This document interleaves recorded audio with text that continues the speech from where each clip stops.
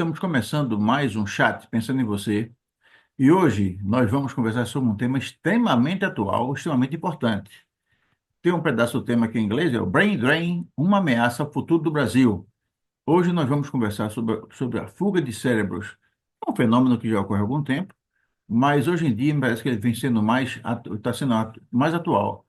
Eu quero dar as boas-vindas a Meraldo Zima, que é o nosso mentor, que é o curador do nosso programa. E, na sequência, vai fazer uma exposição e depois, como sempre, nós vamos ter uma pequena conversa.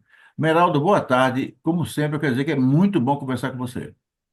Prazer imenso estar aqui e eu fiquei impressionado com o esquecimento de algo importante deste problema da imigração depois da era do novo presidente americano Trump.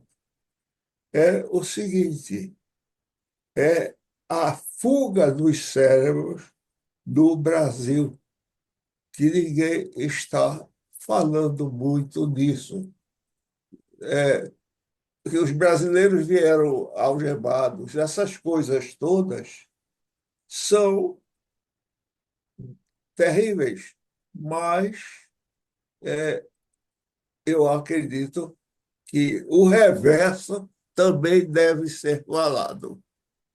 Então, eu me admirei desta situação e resolvi contar algumas coisas, até da minha vida acadêmica, com a fuga dos cérebros do Brasil,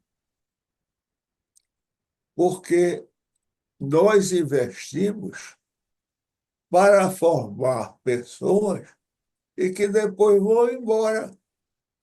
E o grande problema não é só a perda, é o gasto que nós temos para formar essas pessoas.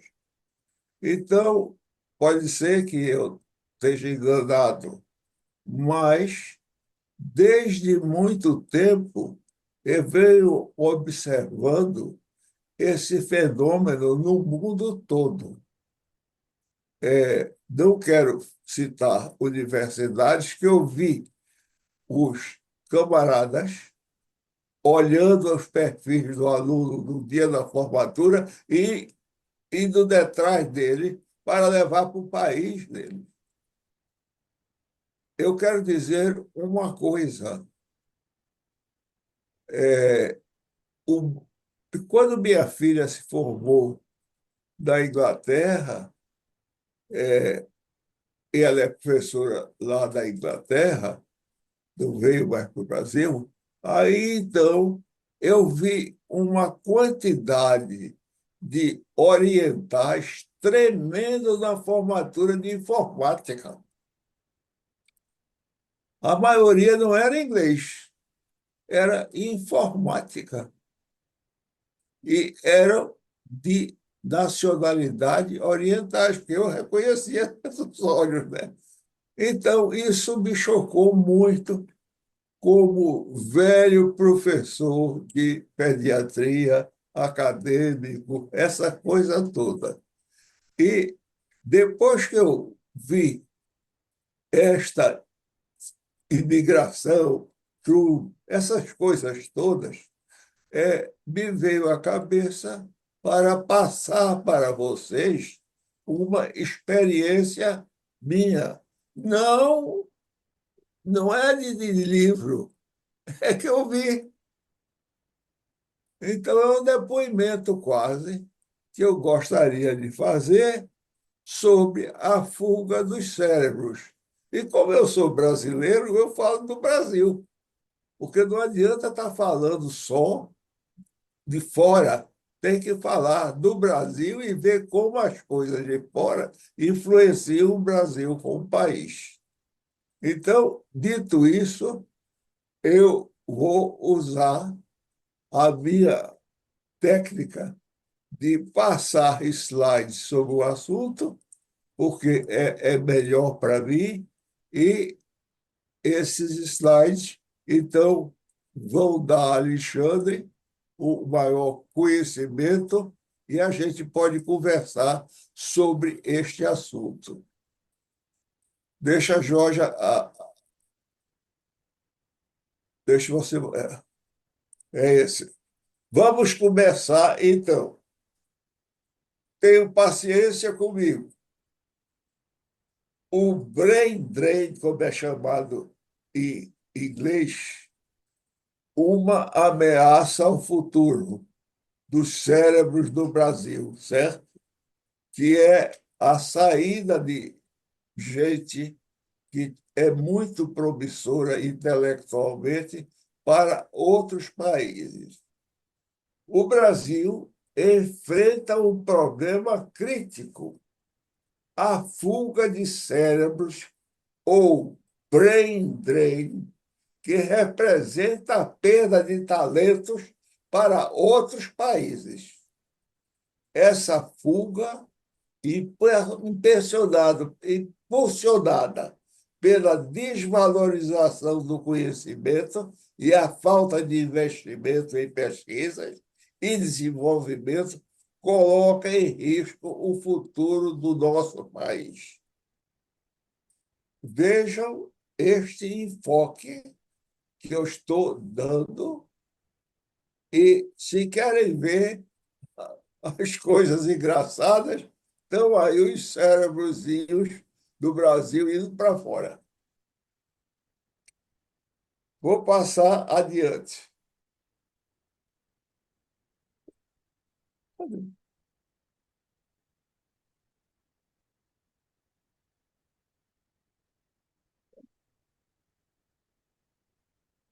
Um talento desperdiçado para o Brasil. Negligência nacional. Isto eu venho combatendo há muito tempo. A falta de investimento em educação, ciência e tecnologia, combinada com a estabilidade econômica, cria um ambiente hostil para pesquisadores e profissionais qualificados. Oportunidades perdidas. Em vez de investir em áreas cruciais como a inteligência artificial, biotecnologia e energias renováveis, o Brasil assiste à fuga de seus talentos para países que valorizam o conhecimento e a inovação. Isso é que os americanos chamam brain drain, fuga de cérebros.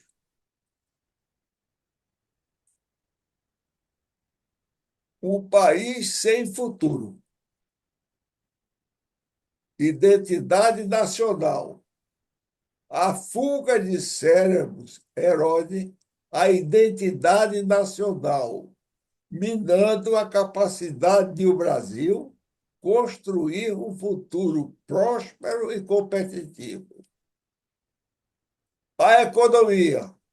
O impacto da fuga de talentos se estende à economia, limitando o potencial de crescimento e o desenvolvimento do país. Coadjuvante. Sem investimento em ciências e inovação, o Brasil se torna um mero coadjuvante no cenário mundial, perdendo oportunidades de destaque e liderança. Senhores, eu estou fazendo uma denúncia. A necessidade de mudanças. Primeiro, prioridade nacional. É preciso transformar o conhecimento em prioridade nacional, investindo em educação, pesquisa e desenvolvimento. Uma completa a outra. Valorização do talento.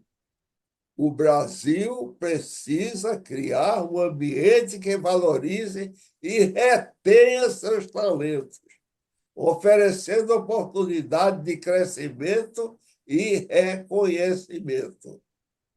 Investimento estratégico.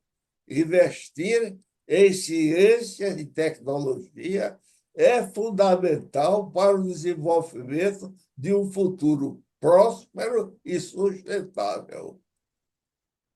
Que ouve muito os alunos dizerem: vou-me embora do Brasil, sou eu, todos nós que estamos na chamada vida acadêmica.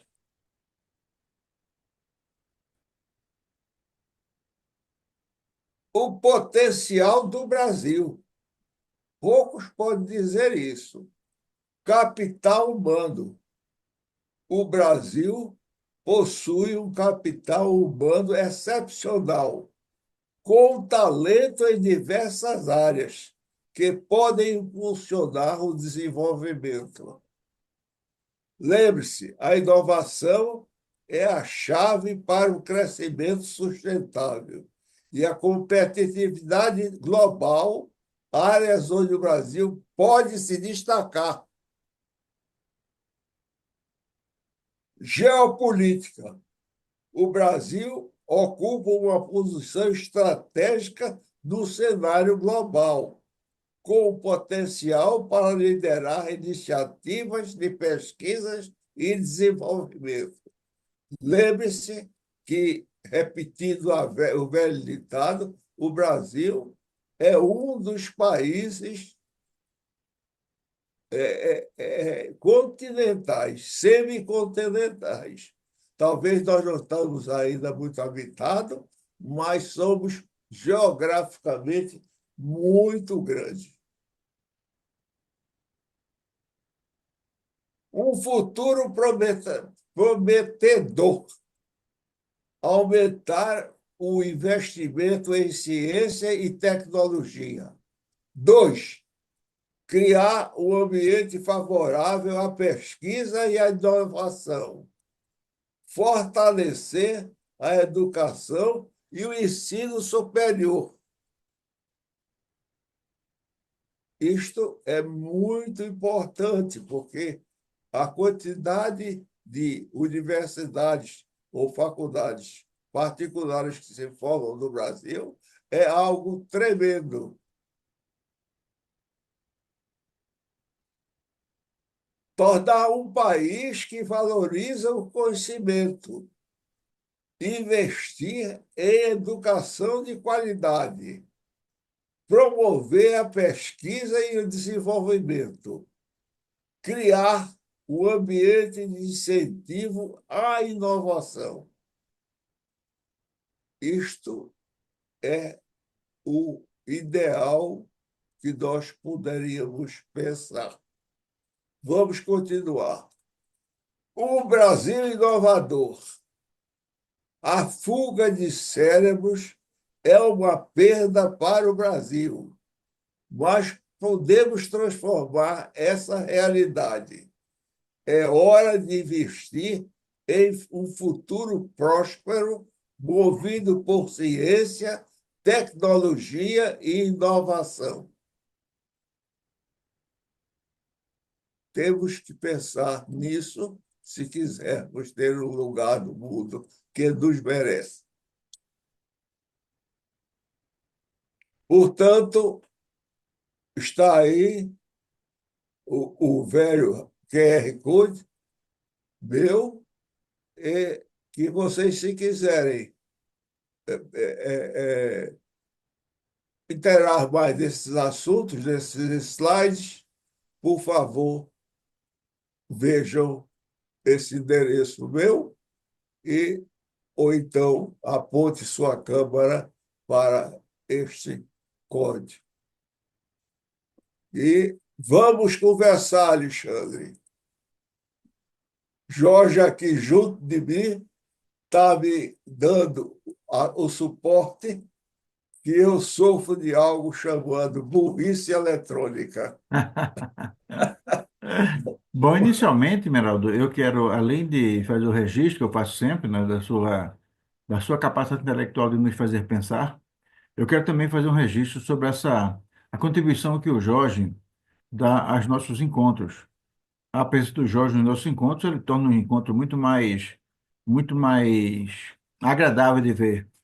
e ele faz ele organiza os slides de uma forma muito, muito boa. Então, eu queria, de público, parabenizar você por contar com esse suporte tão eficaz e tão competente.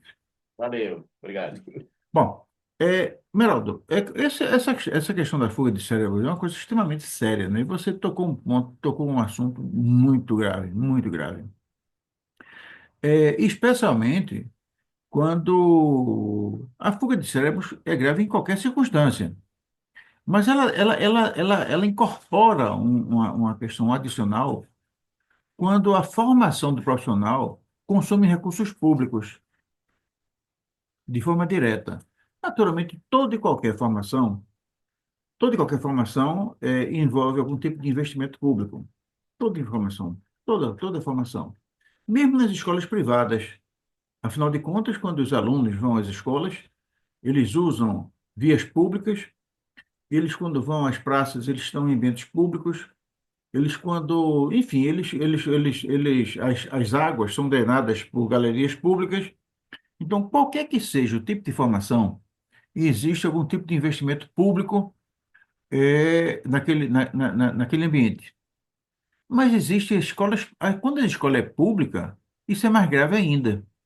Porque, veja bem, a coletividade investe na formação daquele profissional e quando ele se forma, quando ele incorpora os conhecimentos que foram admitidos a ele por conta de um investimento público, aquele investimento não é somente dele, não. Ele pensa que é ele que é o dono do conhecimento, mas não é dono, ele é o portador momentâneo daquele conhecimento.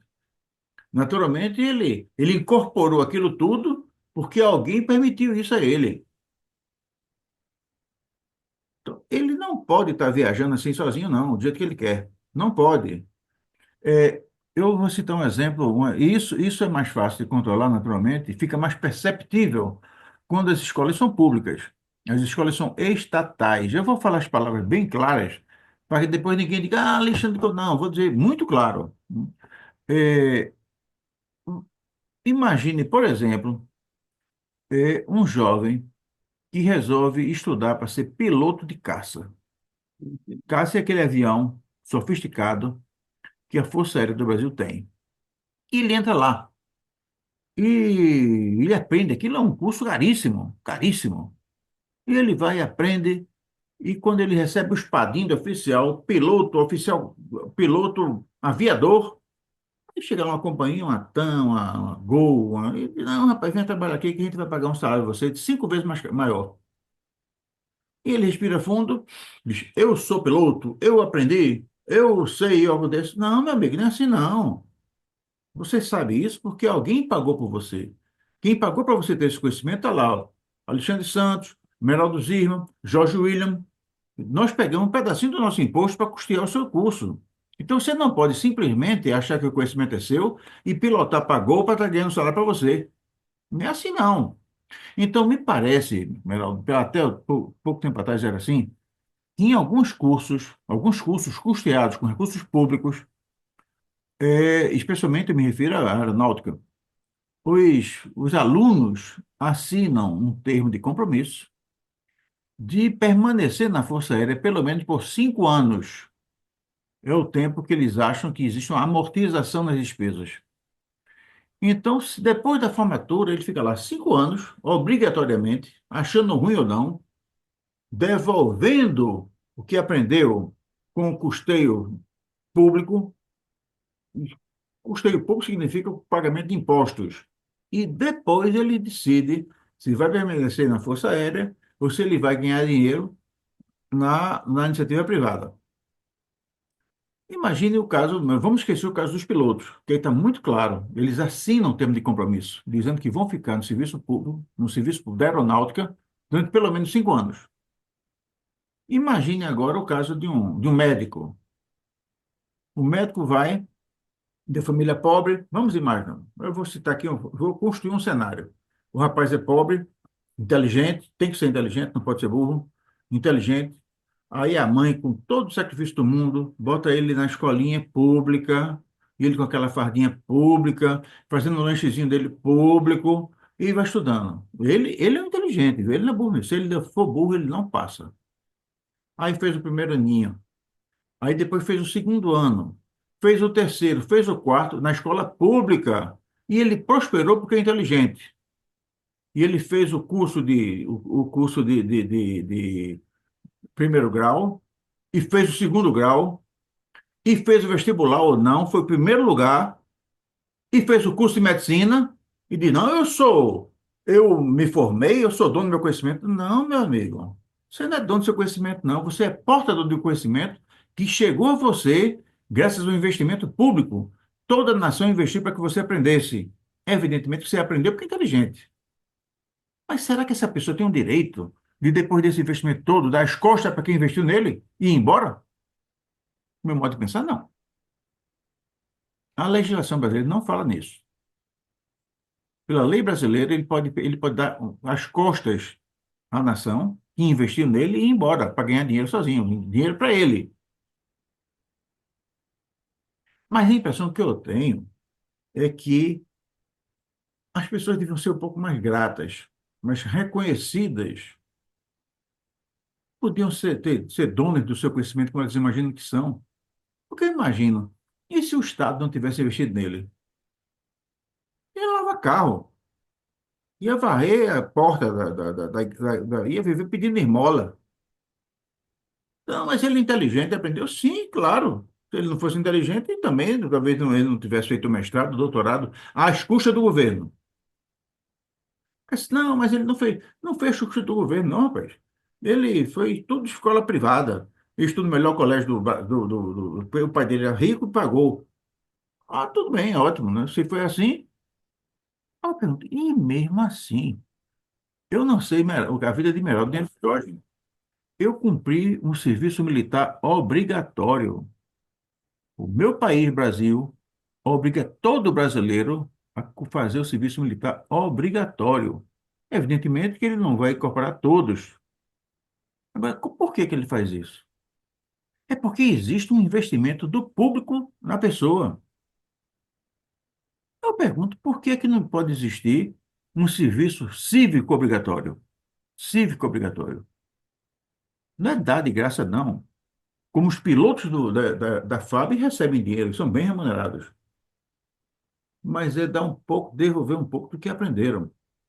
Então, isso é o mundo dos sonhos, é o mundo que eu penso, não é o que ocorre. Vamos tratar agora o mundo real, da forma como ele é. Retirar a questão dos pilotos, que esses não podem sair. Mas vamos pensar, qual seria a outra forma? Não seria essa forma impositiva, como eu imagino que deveria ser. Eu, Alexandre Santos, imagino que deveria ser impositivo, ser obrigado, a não ser que ressarça o Estado das despesas que ele teve com a sua formação. Porque imagine, por exemplo, vamos pegar o caso do engenheiro. O cara é gênio. Aí formou-se no ITA, primeiro lugar do ITA. Fez o mestrado, primeiro lugar do mestrado. Fez o doutorado, primeiro lugar do doutorado. Aí chegou o chinês. Disse, rapaz, você vai trabalhar comigo lá. Você vai ganhar 15 vezes mais que você ganha no Brasil. Aí vai o... Se fosse Alexandre, pela lei de Alexandre Ferreira, não, meu amigo. Você pode até ir. Você vai ter que ressarcir tudo que o Estado gastou com sua formação para ir tranquilo. Você vai comprar o direito de ir embora. Você vai comprar a sua alforria. Você vai restituir ao governo brasileiro aquilo que ele gastou na sua formação. Aí o chinês lá, a empresa chinesa com muito dinheiro, então pagava, então está liquidado. É como se ela tivesse pago o curso, não é? Mas se não for assim, só tem um jeito. É o Estado, é o país praticar salários mais justos. Porque, de fato, se ele é competente, por que não ganhar bem? E Meraldo, eu vou dizer agora de público, algo que eu tenho dito muitas vezes, eu acho que todos os salários deveriam ser bons. Todos os salários deveriam ser bons, todos, sem exceção. Mas existem três categorias que eu acho que deveriam ganhar mais. Três categorias. A primeira dos professores, claro. O professor é aquele que forma o futuro. Então deveria ganhar melhor. Depois, aqueles que trabalham com segurança. Todos. Soldados, sargentos, o pessoal que trabalha com segurança. Porque aquele é um pessoal que vive estressado, Às vezes presta um mau serviço, um serviço violento. Não, eu acho o seguinte, se pagasse melhor, se ele recebesse melhor, ele seria um profissional melhor também. Então, primeira categoria que eu acho que deviam ganhar muito melhor. Todos deviam ganhar bem. Agora, muito melhor seriam os professores, o pessoal da segurança e, finalmente, o pessoal do trânsito. Porque, Emeraldo, dirigir no Brasil é uma faca de doido. Muita buzina, muita motocicleta atrapalhando a vida da gente. Eu não sei nem se Jorge anda de motocicleta, mas quem anda vive atrapalhando aquele negócio. Então, se num país em que todos ganhassem bem, a fuga de cérebro seria melhor, menor. Eu imagino, por exemplo, será que o pessoal que trabalha na Europa vai trabalhar no Vietnã, onde se ganha pouco? Duvido. Ou se vem para trabalhar no Brasil porque ganha menos? Duvido. Então, das duas, uma, ou você mantém os cérebros mediante salários ou mediante contratos de reciprocidade, contratos de reconstituição daquilo que o Estado gastou nas suas formações, respectivas formações. Então, repetindo, os profissionais cuja formação se deu basicamente em escolas públicas têm que necessariamente, deveriam ter que necessariamente restituir o Estado daquilo que o Estado investiu na sua formação. Nos dias correntes, existe uma coisa interessante que eu acho que foi a melhor, foi a coisa mais bem bolada que já existiu. É uma coisa chamada pé de meia. Pé de meia.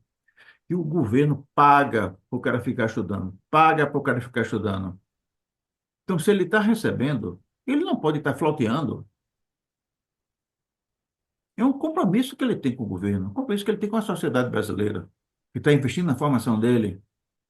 Então, se ele ganha por mês, vamos supor isso, R$ 200, que eu não sei quanto é, R$ 200 para estar na escola, ele não pode pegar R$ 200 para estar jogando em bet. Ele tem que estudar. E depois que se forma, ele tem um débito a mais com a sociedade brasileira, que foi que investiu nele para ele aprender. Ou seja, a inteligência é fundamental, a dedicação é fundamental, mas oportunidade também é. Que tem que saber quem está dando a oportunidade. Meraldo, eu falei muito e falei coisas que as pessoas Falou nem sempre muito gostam de bom, ouvir. espontaneamente, e tudo bem. Eu gostaria de dizer a você que eu não sei agora como está, porque eu estou aposentado, essa coisa toda. Mas todo bolsista brasileiro que saísse para estudar fora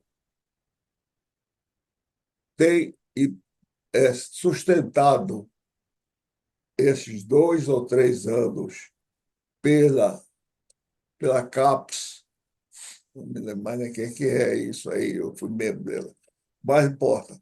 Então, eles têm 2 anos para ficar fora depois de doutorado, ou de doutor mestrado, ou qualquer coisa, fora do Brasil, porque eles têm que dar 2 anos dentro do Brasil para pagar o curso que eles fizeram lá fora. Isto é lei, era lei, não sei agora. Eu estou só me adiantando para o meu tempo. Agora, eu quero lhe dizer uma coisa. A escola pública nossa é algo que é muito mais importante do que você imagina. Porém, tem que ter, além da escola pública, o ambiente de criação, porque a escola é uma coisa, a educação é outra, e a educação quem dá é a família. E aí começa a história. O que acontece é o seguinte: há um desnível, não só aqui no Brasil, mas em outros países, em que os cérebros melhores são atraídos cada vez mais para os países desenvolvidos. Então, eu que trabalhei com jovens, o sonho deles não é se formar, o sonho deles é se formar para ir embora do Brasil. muitos e muitos e muitos. Eu só posso falar, porque aqui quem quer saber de alguma coisa, não pense que vai saber uma história minha, uma narrativa minha. E eu tenho que ser honesto para dizer o que aconteceu comigo. Repare só uma coisa. Quando eu saí do Brasil pelo Conselho Britânico, como bolsista do Conselho Britânico, então eu fiquei 2 anos fora, às custas do salário que eu tinha na universidade, mais a bolsa do Conselho Britânico. Então, só um fato que você vai entender o que eu estou dizendo, uma resposta de uma experiência minha. É o seguinte: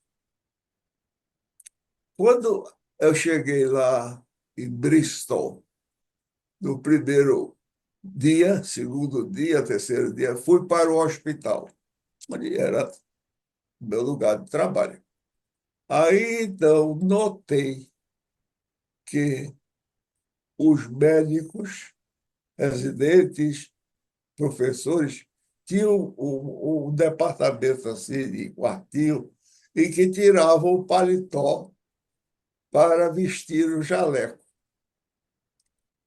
e deixavam o dinheiro, as coisas todas no jaleco, e do jaleco não, do paletó, e iam embora.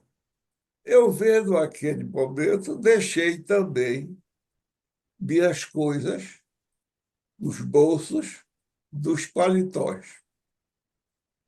A, a porta não era fechada, era que abria e fechava, e eu quis seguir o modelo inglês. E antes de 15 ou 20 dias, a gente recebia um passaporte de estada com um retrato e assim, e cidadão brasileiro, mas estava lá com bolsista do Conselho Britânico. Bem, e não precisava usar mais o passaporte, que era uma coisa grande assim.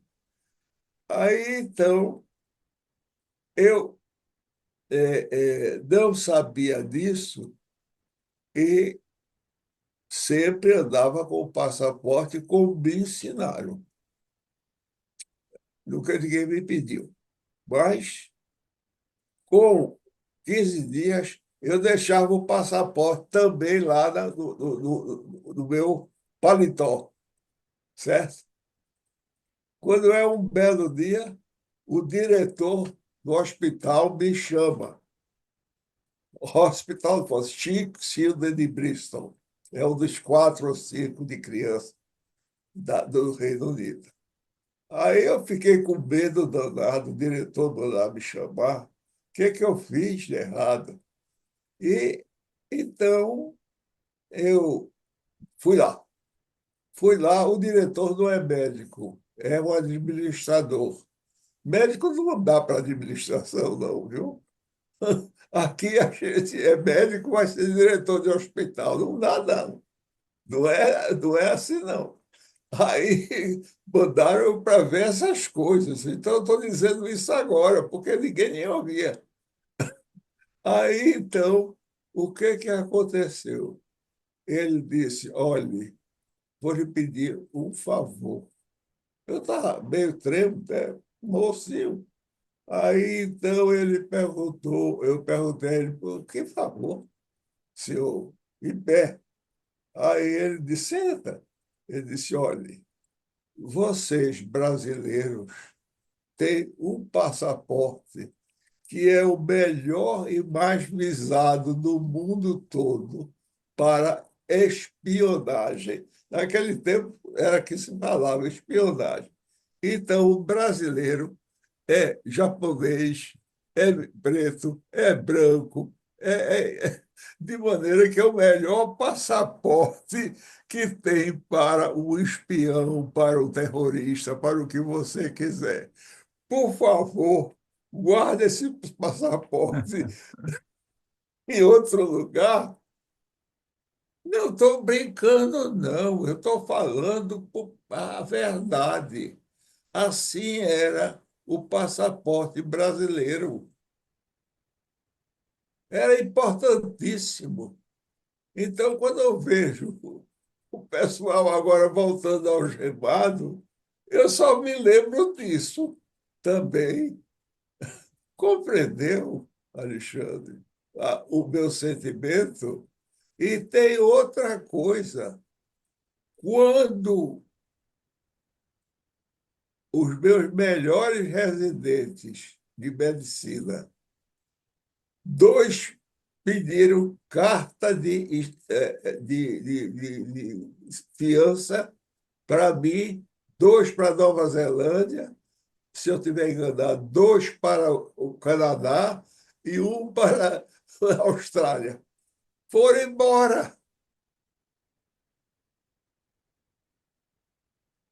Eu não dou mais, estou dizendo de público, não dou mais carta de recomendação, porque a carta minha de recomendação vale pela situação que eu adquiri lá fora. O que que você me diz disso? Olha, quero lhe dizer uma coisa. Sem distúrbio de gênero, sem nada. A maioria dos professores do colégio, para começar, eles não são professores, são teacher. O nome está dizendo mestre escola. Professor é para universidade. E a maioria são pessoas altamente preparadas, com um salário lá em cima, para ensinar. O teacher tem mais importância social do que o professor da universidade. Aí vem Beraldo com a sua velha teoria. A criança é o pai do homem. Para começar logo por aí. Não é só o problema monetário. Por exemplo, em Oxford, você paga, mas vai depender de você, quando é bom aluno e não tiver seu pai com capacidade econômica pelo imposto de renda, você vai pagar de acordo com o imposto de renda do seu pai.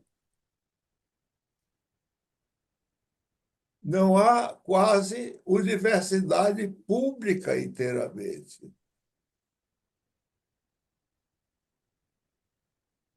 E tem uma coisa: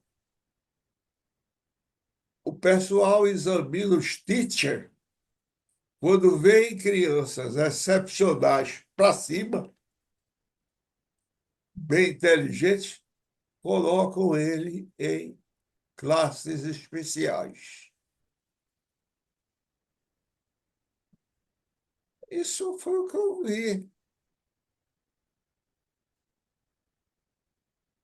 Não é só o problema econômico, é também muitas e muitas coisas. Lembre-se que dinheiro é muito importante, mas saber como usar o dinheiro é muito mais importante. Eu aprendi com o pessoal da Rockefeller, quando fazia trabalhos para ele, dois ou três, que e cada US$ 3 que você estuda, para cada US$ 1 aplicado por caridade, você gasta 3 para saber se está certo ou não. Então, são coisas que me pagaram para aprender. Por que é que eu sei isso? É porque eu sou gênio? Não, eu sou um homem comum. Mas vi, aprendi, fui mandado para isso. E até agora, e nada disso melhorar. O que é que você me diz disso? Você falou só da parte econômica, mas ao lado disso, eu falei no outro dia, psicoeconômico social. O que é que É, você me diz disso? Eu sei que você tem razão no que está dizendo, mas é muito abrangente. A gente, para poder ter uma ideia certa, a gente não pode se aprofundar só, também tem que ser grande para espalhar o conhecimento. Pode ser que eu esteja errado, mas a conversa nossa é só pública, mas é como conversa mesmo. é, a grande realidade é que cada pessoa tem a sua prioridade, não é? Elas têm as suas prioridades e cada um limita a vontade. Eu acredito, Meraldo, que a gente, acredito que a relação social, ela deve estar submetida a uma regra social, uma regra de convívio. Nós moramos em edifícios e cada edifício tem a sua lei de condomínio, não é? Então, não adianta, não, eu gosto de tomar banho nu. Tudo bem, na sua casa você toma banho nu. Mas se quiser tomar banho nu na piscina, no prédio não vai poder tomar banho nu, porque lá é proibido, né? Ah, eu gosto de cantar alto. Você canta alto até as 10 horas da noite. Depois existe uma lei do silêncio que todo mundo tem que respeitar. Então, as coletividades, ela impõe regras impõe regras à maioria. A maioria não, à coletividade. E todos têm que aprender. Mas tem pessoas que não aceitam isso. Tem pessoas que acham que são donas do seu próprio nariz e fazem o que lhes dá na telha, né? Tem pessoas que não querem pagar impostos. Tem pessoas que acham que se vai para uma festa pública, acha que quer comer todo o bolo disponível. Esquece que existem outras pessoas que também querem comer bolo. Então, quando a gente fala assim, numa coletividade, eu prefiro esquecer que existem pessoas individuais com suas preferências individuais, né? E essas têm que se submeter ao bem-estar da coletividade. E se puder ajustar o seu próprio bem-estar à coletividade, ótimo. E se não puder, que fiquem lá com raiva, fiquem chateados e que fiquem nervosinhas. Não tem problema. Então, esse é um caso. O caso da fuga de cérebros é um caso muito sério mesmo. Eu tenho amigos que ganham muito bem, e batem no peito e dizem, eu sou o que sou, eu sou graças a mim mesmo. Aí outro dia eu fiquei um desses e disse, rapaz, tu estudou onde? Tu diz que é tão bom assim, tu estudou onde? Onde foi que tu estudou? Não, eu estudei na escola pública. Eu estudei. Aí começou, né? Tudo em escola pública. Eu disse, peraí, quer dizer, tu fez tudo na escola pública, eu com meu imposto custei você, e você agora diz que não deve nada a mim?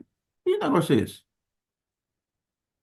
Ele parou assim para pensar, que ele nunca tinha parado para pensar que as escolas públicas são custeadas pelo público, pelo imposto que cada um de nós paga. Então, o que ele acha que é dele, na realidade é de todo mundo. Evidentemente que ninguém vai entrar na cabeça de um médico formado na escola pública e tirar o conhecimento dele. Porque ele é competente. E por ser competente, ele vai ter bons empregos. E por ter bons empregos, vai ganhar bem. Isso é realização pessoal. Mas a Mas realização. aí é o seguinte: a universidade pública do Brasil é um patamar muito alto em relação ao ambiente. E quem tem escola primária, como você diz, atualmente particular, tem mais chances de entrar na universidade pública e não na universidade ou na faculdade privada, que faz um empréstimo que nunca paga. E esse negócio, nós temos o exemplo americano, que é o seguinte: em Harvard, temos exemplos de presidentes americanos que se formaram em Harvard e até hoje não pagaram. Olha, Não é assim. olha, peraí, peraí. Olha, Não se todo. pode. Peraí. Eu contei. Isso não é estranho para mim, não. Viu? Olha, Então, o Cheixo que passado por americano, acontece? para mim é coisa normal. É uma coisa Então, normal aqui para mim. o rico não paga, Ô, o Meraldo, pobre olha, paga. não bota americano no meio não na história. O americano não paga nada a ninguém, nunca pagou. Eu vou dar um exemplo de americano, viu? Aí eu disse, tá achando que você é contra americano? Não sou contra americano, não. Mas veja bem, em 96, lá atrás, viu? Lá atrás, faz 20 anos já isso. Aí chegou o presidente Bill Clinton, que era um grande homem, um grande homem. Até a estagiária gostava dele, né? Aquela Mônica Lewinsky, eu adorava ele. Aí eu sei que ele disse, chegou lá e convenceu o governo do México e o governo do Canadá a assinarem um tratado de livre comércio. Lá, então era o seguinte, América do Norte, né? Aí, vê bem que o americano tem uma lábia grande, né? Bill Clinton, então, a lábia dele era maior do que todo mundo, né? E convenceu. Aí agora, o atual presidente, o Trump, não está gostando mais do. Ele disse, não, a partir de amanhã vai pagar 25%. Aí, rapaz, a economia do México e do Canadá passaram 20 anos se ajustando a esse regime de não pagar imposto. E tem um tratado. Mas como é que agora, pela vontade lá do cavaleiro, ele muda? Não pode. Então, olha, veja bem. Americano, eu não digo povo, não. O povo americano é um povo tão bom e tão besta como qualquer outro. Mas acreditar em governo americano é cair e se preparar para ganhar em esparrela. Então vamos esquecer o americano porque ele não paga mesmo. E se for o presidente é que não paga mesmo a ninguém. Mas o Olha, povo não. mas você está escolhendo o México, certo? Quando eu passei pelo México, eu aprendi algumas coisas com ele. Coitado de nós mexicanos, tão É. longe de Deus e tão perto dos Estados Unidos. Pois é, é uma coisa séria, é uma coisa séria. O coitado dos Aí, os mexicanos. então, então, eles dizem isso. Aí já perderam a Califórnia, o Não, resto e, eu olha, e esse cara, Califórnia, não, e o pior, o Mas Emeraldo, vamos o voltar. Trump mandou fazer um muro separando o México dos Estados Unidos e mandou o México pagar a conta. Mas Peraí, não pode, rapaz. Como deixa é? aí. Vamos voltar para o nosso tema, que é muito importante, porque me lembrou, me sensibilizou com essa lei que procura os ambientes legais, etc, etc, etc. Bem, nós estamos falando de algo que é tão importante que você pode esquecer até, mas que a mídia esquece, que é essa fuga de nossos cérebros para fora. E está acontecendo essa situação reversa de imigração por pessoas simples, simples eu digo assim, sem muita situação, e o que aconteceu com nós brasileiros. Sem querer chamar do meu tempo, nem a maioria das pessoas com quem eu me dava, e era gente feita eu, ou da França, ou em Londres ou em Paris, que eram os centros da América, eu não sei, a gente todo tinha uma vontade de voltar para o Brasil. Ninguém pensava em não voltar para o Brasil. Mas algo foi se tornando cada vez mais tecnológico. O Jorge está aqui junto de mim. E o que que acontece? Inverteu o fluxo. Além de nós perdermos os nossos cérebros mais importantes, é uma verdadeira desejo, pelo menos dos jovens bem formados ou com grande habilidade, serem desejosos de sair do Brasil. Os salários aqui para professores, não teacher, que essa é outra coisa. Aí então são pequenos e não há dinheiro para pagar as pesquisas.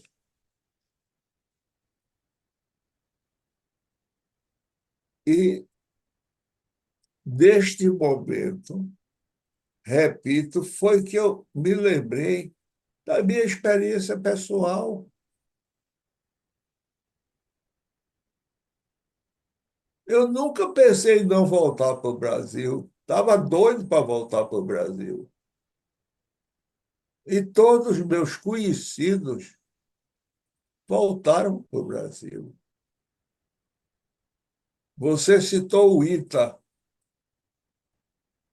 Eu acredito que os filhos dos professores do ITA e do IME também, Instituto do Militar de Engenharia, outra coisa muito importante, e essas são desejosas de ir embora. A coisa não está fácil, não. E não é só o problema que deve ou não deve, é um problema também importante essa de não deixarmos os nossos cérebros melhores fora do Brasil. É isto que eu trouxe para vocês. Não é tão simples assim como você chamou uma atenção. Não é só salário. É que ajuda a gente sente o país querendo progredir.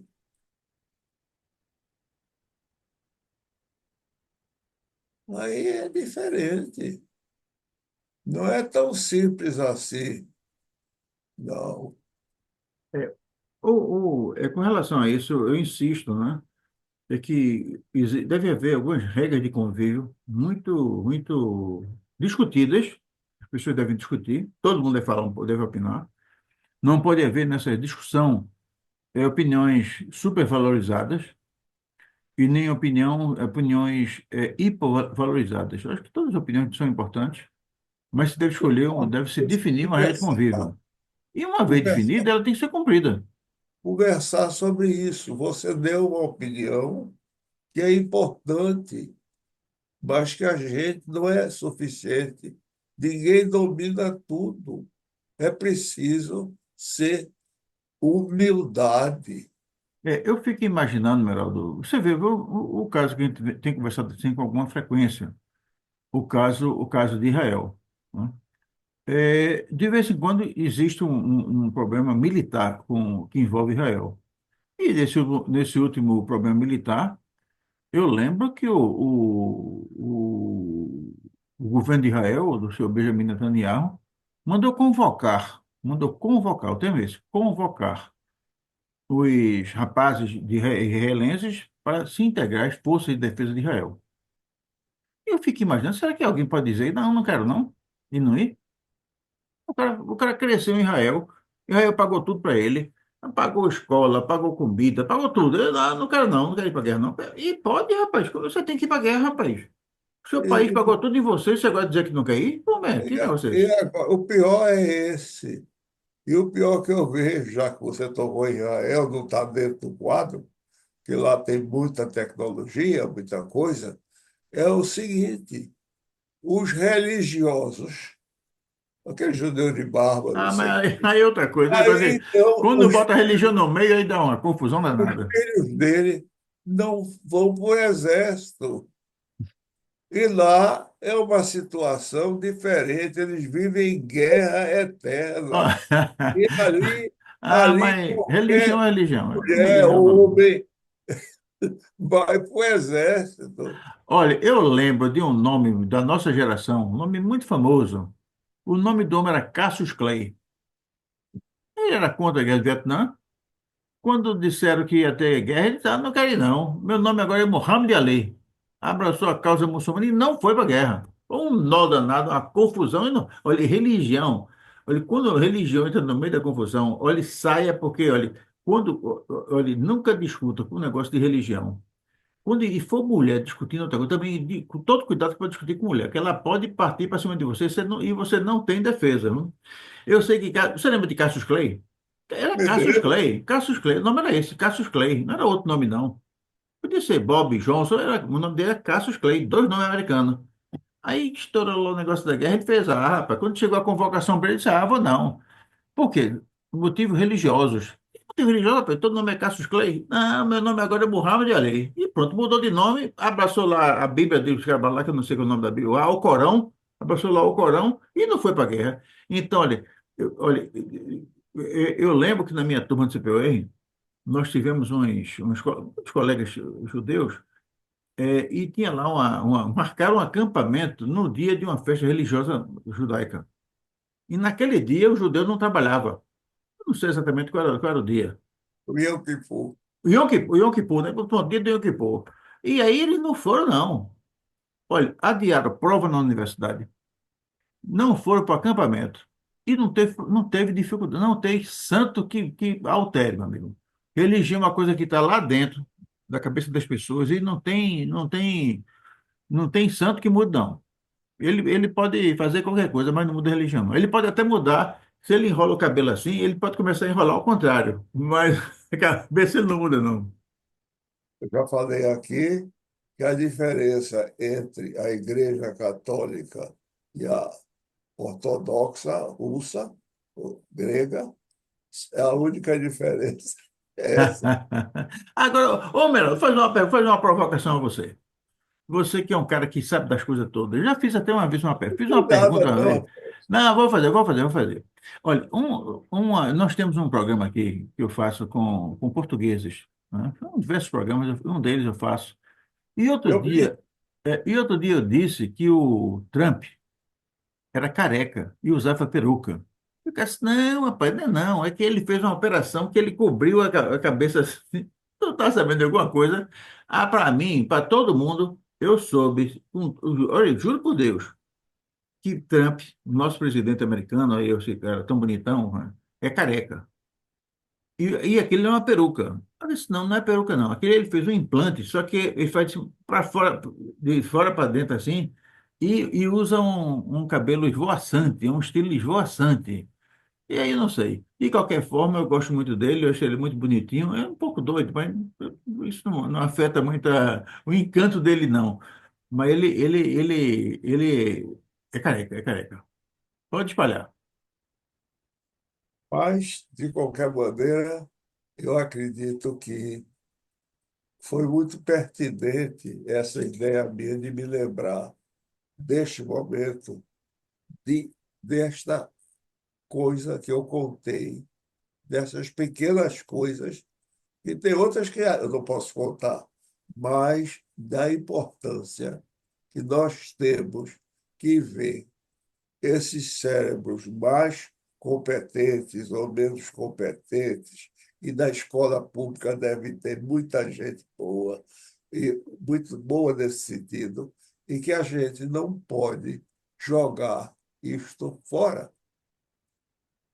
Isso é que eu estou falando Meraldo, e trazendo esse tema, porque vai o imigrante é pobre, não sei o quê, não tem o que fazer, vai lavar prato, vai ser vendedor de cachorro quente e essa coisa toda. E eu queria chamar a atenção só desta fuga de brasileiros para o exterior. porque, E também da volta. e é uma E coisa que é você muito falou. importante nós que temos uma universidade pública forte, não podemos deixar de incrementar esta situação. E este populismo de formar gente para ser depois motorista de Uber está me doendo no peito. Pois é, e você falou uma coisa muito séria, não é? E Existem, só um instantinho. E que eu tive a oportunidade de aprender, eles não estão tendo. Não estão tendo. E com esse avanço tecnológico, nós estamos cada vez para trás. Olha que barulho fizeram com esse DeepSeek, não sei o quê, da, da descoberta francesa, chinesa, como é que se chama? Da inteligência artificial. Olha a confusão que fizeram. E no meio tem, se o presidente da Colômbia, da Bolívia, deixou passar, não sei o quê. É isso que a gente está vendo. Eu estou vendo da ótica de meu trabalho, que era assim. Agora eu estou aposentado, mas o problema que eu estou vendo da juventude mais preparada a sair é muito grande. E a bandeira de sustar isto não é só com grandes salários, maiores salários, é também com economia para a pesquisa. Nós temos florestas, nós temos grandes pensadores, temos tudo. O que a gente precisa fazer é o seguinte: olha, para contestar a parte que você falou, eu digo uma coisa. Eu fiz parte, como Xeleléu do Xeleléu do Xeleléu, de um programa inglês. Por que é que os filhos dos trabalhadores de carvão, mineiros de carvão, que ganhavam um salário de classe média, não entravam em Oxford e em Cambridge? Foi aí que a coisa empancou. Aí quem disse fui eu. Eu disse, vamos ver o que os pais dessas crianças estão lendo.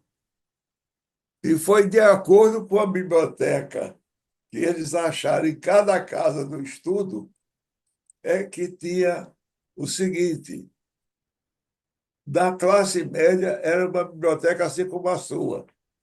Na classe pobre, da classe dos mineiros, com o dinheiro que eles ganhavam, não havia.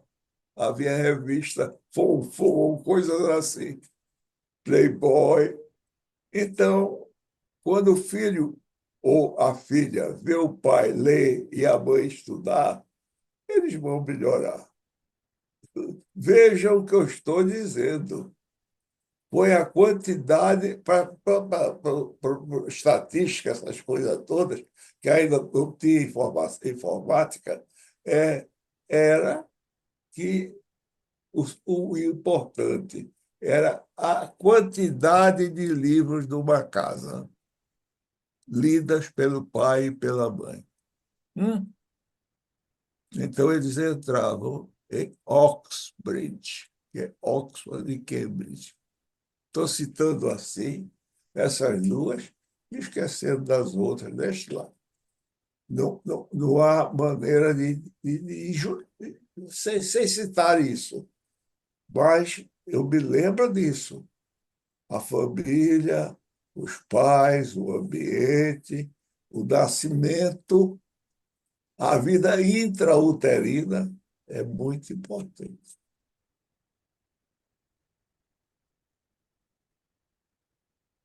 Não é, senhor Alexandre? Perfeito. Uhum. Perfeito. Não, e uma coisa, viu, Meroto, quem estava. Nós já está apontando a hora. Tá em cima da hora, mas eu queria somente não só agradecer a você por trazer um tema desse tão importante, mas falar também do outro aspecto, né? Quer dizer, nas minhas abordagens, eu citei muito a questão do prejuízo que um país que cede vamos dizer assim, o migrante, né? O cérebro migrante. Eu lembro o primeiro livro que eu publiquei, chamou-se O Irretirante. E tentei fazer uma análise sociológica do que acontecia com os movimentos migratórios naquele tempo, que havia muito do Nordeste em relação ao sul do país. Isso tudo mudou no Brasil, né? Hoje em dia existe muita imigração em direção ao norte, em direção ao centro-oeste. Mas naquele tempo era basicamente em direção a São Paulo, que naquele livro eu chamei de Eldorado. E no livro, eu faço uma série de considerações, é um livrinho curtinho, cento e poucas páginas, e no final eu cito que a migração, naquela perspectiva, era um jogo de soma menor que zero, né? Porque perdia a região de origem, e perdia a presença dele, a contribuição econômica, a produção cultural, eh, sociológica, econômica, enfim, perdia. Perdia ele, porque ficava longe da família. E perdia também a, a região de destino, porque ao chegar na região de destino, ele chegava com a carga de necessidades de bens públicos, de educação, de saúde, de lazer, de saúde pública, enfim, de educação, ele chegava lá precisando de coisas. E o Estado deveria providenciar, o Estado ou a região como um todo. Nesse caso, quem está falando agora, né, da fuga de cérebros, existe naturalmente uma perda da região que perde o cérebro. Aquele que viaja, o migrante, a gente não sabe o que vai acontecer com ele, se vai ser uma coisa boa ou ruim para ele. Mas o que acontece com a região que o recebe? Então, quando nós falamos em fuga de cérebros, um pessoal bem qualificado, bem formado, a região que o acolhe tem vantagem. É aquilo que o Meraldo falou. Ficavam lá os chineses esperando que houvesse a formatura para pegar os melhores e leva ele para a região Mas nós Naquele estamos. tempo era o americano. Os americanos, né? Mas agora nós vemos uma situação com relação aos migrantes. Ocorre muito nos Estados Unidos, também na Europa. As pessoas estão com dificuldades nas suas terras natais e viajam. Muitos na condição de imigrantes ilegais, indocumentados. E ao chegar naquela região, nem sempre eles têm habilidades. Porque seguramente, se ele for o médico, primeiro de turma, se for o mestrado, primeiro de turma, primeiro de turma, ele vai lá ter um emprego na universidade, vai fazer né? Mas eventualmente ele não tem. E é aquilo que o Melto falou, ele se forma como engenheiro, aqui vai lá para os Estados Unidos lavar prato. Que negócio é esse, rapaz? Tu vai lavar prato, vai lá fazer o quê? Né? Porque ele é pouco. Bom, mas eu soube que o Jorge, que é o nosso ícone, e já está alertando que está na hora. Então eu quero dizer que foi mais uma vez, mais um programa espetacular. Eu fico contando, e você também que está em casa fica contando os dias que faltam para esse nosso encontro com o Mel do Zima, que a gente fica na certeza que vai ser discutido um tema importante. Hoje nós discutimos a fuga de cérebros. E, naturalmente, nós vamos voltar a tratar esse assunto muitas e muitas vezes, porque ele é sempre atual, né? E eu, mais uma vez, eu confesso da minha alegria estar com o Meraldo semanalmente para conversar temas assim. E eu passo a palavra para ele, para que ele faça as honras da casa e as despedidas do nosso público. Meraldo Zeyman. Vamos lutar, vamos trabalhar e vamos pensar pela um Brasil melhor. Muito obrigado e espero que seja de alguma, essa confidência minha, seja de algum valor para quem me ouve. Muito obrigado.